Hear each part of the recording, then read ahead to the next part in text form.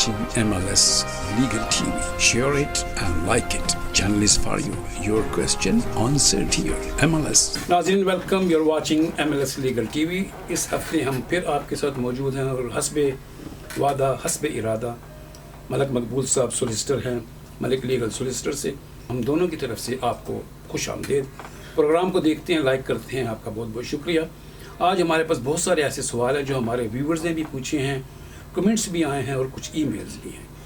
One by one सब का जवाब देंगे और जो लेटेस्ट चेंजेस होने वाली हैं या आने वाली हैं इमिग्रेशन के हवाले से, फैमिली लॉ के हवाले से, उस पर भी बात करेंगे. मलिक साहब बहुत बहुत शुक्रिया आज फिर वक्त देने का.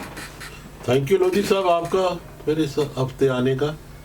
और 2 हफ्ते आप आए नहीं, इसलिए नाजरीन को बता दें कि वो डिले हो जाते हैं प्रोग्राम इस वजह से कि आप काफ़ी मसरूफ़ रहते हैं. मैं ज़रूर टाइम देता हूँ लेकिन मसरूफियत आपकी बहुत ज़्यादा है, तो टाइम निकाल लिया करें लोगों के लिए, क्योंकि लोग इंतज़ार करते हैं आपका. हम पे इल्ज़ाम तो वैसे भी था, ऐसे भी सही. चलते हैं, हम अपने सवाल की तरफ पूछेंगे मलिक साहब से. मलिक साहब हमारे पास कुछ व्यूवर्स ने सवालात किए हैं, उसमें सबसे जो फैमिली से मुतल्लिक सवाल है वो ये है कि एक फ़ादर है, उसके बच्चे हैं और उसकी जो माँ है वो यहाँ पे उसने अपने पेपर सबमिट किए हुए हैं एज ए पेरेंट्स ग्राउंड के ऊपर. और सुनने में और लॉ के मुताबिक आप बताएंगे कि इसकी कुछ लिमिटेशंस हैं कि वो 12 महीने के अंदर होम ऑफिस कहता है हम उसका फ़ैसला करेंगे, लेकिन ये अभी तक फ़ैसला नहीं हुआ. क्या इस किस्म के केसेस हमारे ऑफिस में हैं कि हम उनके केसेस को फॉरवर्ड कर सकें?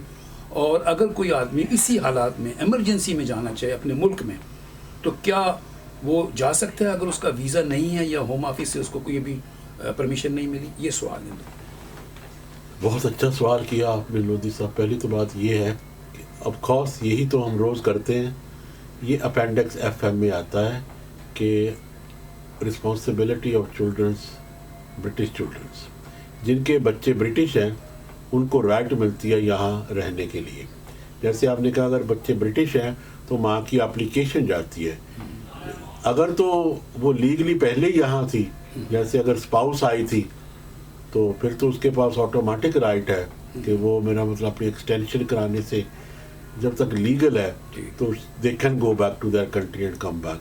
लेकिन अगर किसी वजह से उनकी कोई सेपरेशन हो गई हो या मेरा मतलब होम ऑफिस ने उनका कैंसिल कर दिया था पहला वीज़ा, या उनकी एंट्री यहाँ गलत है, विजिटर पे आई थी, तो वो चेंज कराना चाहते हैं on the basis of childrens, या किसी और भी हो सकता है, स्किल्ड वर्कर आए थे और बच्चे यहाँ पैदा हो गए, अब 7 साल के हो गए हैं, स्टूडेंट थे और बच्चे आ गए हैं. लेकिन बच्चों को 7 साल का होना या ब्रिटिश होना बहुत ज़रूरी है. ठीक. अगर तो ये है तो ऑब्वियसली वो एप्लीकेशन देते हैं अंडर द रूल्स, क्योंकि ये रूल है under the appendix FM, family route बनता है. ये असाइलम नहीं है, ये कह लें कि ये एक रूट है, इमिग्रेशन रूट इसे कहते हैं. तो अगर उस पर एप्लीकेशन उन्होंने दी हुई है तो ऑब्वियसली टाइम तो लग जाता है.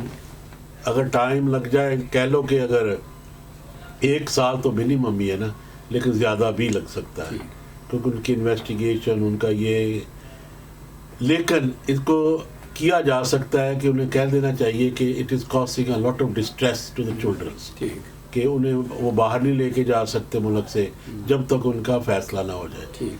इसीलिए ये करना चाहिए कि उन्हें चेस ज़रूर करना देना चाहिए होम ऑफिस से.